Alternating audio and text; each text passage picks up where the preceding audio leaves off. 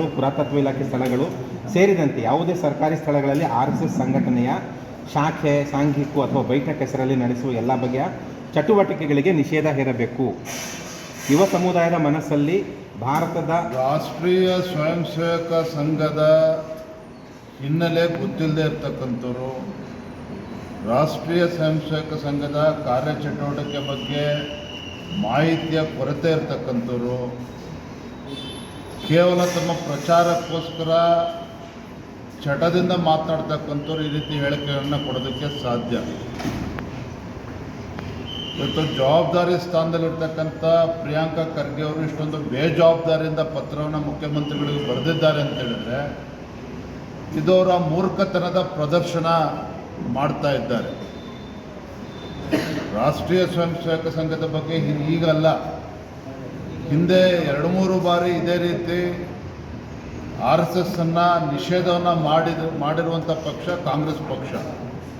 ಆದರೆ ಅದೇ ಕಾಂಗ್ರೆಸ್ ಪಕ್ಷ ಏನು ರಾಷ್ಟ್ರೀಯ ಸ್ವಯಂ ಸೇವಕ ಸಂಘವನ್ನು ನಿಷೇಧ ಮಾಡಿದ್ರು, ಆ ನಿಷೇಧವನ್ನು ಹಿಂತೆಗೆದುಕೊಂಡಿರ್ತಕ್ಕಂಥ ಉದಾಹರಣೆಗಳು ಕೂಡ ಇವತ್ತು ದೇಶದ ಮುಂದೆ ಇದೆ.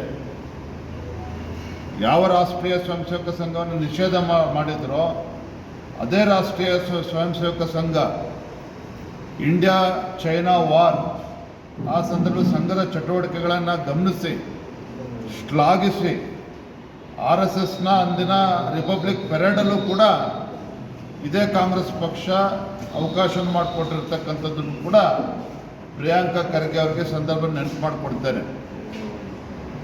ಮತ್ತೊಮ್ಮೆ ರಾಷ್ಟ್ರೀಯ ಸ್ವಯಂ ಸೇವಕ ಸಂಘವನ್ನು ನಿಷೇಧ ಮಾಡ್ತೇವೆ ಅನ್ನೋ ಮಾತನ್ನು ಇವರೇನು ಆಡ್ತಾ ಇದ್ದಾರೆ. ಅದನ್ನು ಮಾಡ್ತಕ್ಕಂಥ ಶಕ್ತಿ ಇವತ್ತು ಕಾಂಗ್ರೆಸ್ ಪಕ್ಷಕ್ಕಿಲ್ಲ.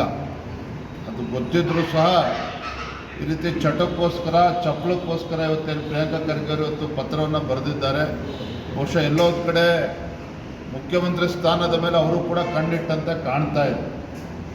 ಹಾಗಾಗಿ ಗಾಂಧಿ ಕುಟುಂಬವನ್ನು ಓಲೈಸ್ತಕ್ಕಂಥ ನಿಟ್ಟಿನಲ್ಲಿ ಈ ರೀತಿ ಪತ್ರವನ್ನು ಬರೆದಿದ್ದಾರೆ ಅಂತ ಕಾಣ್ತದೆ.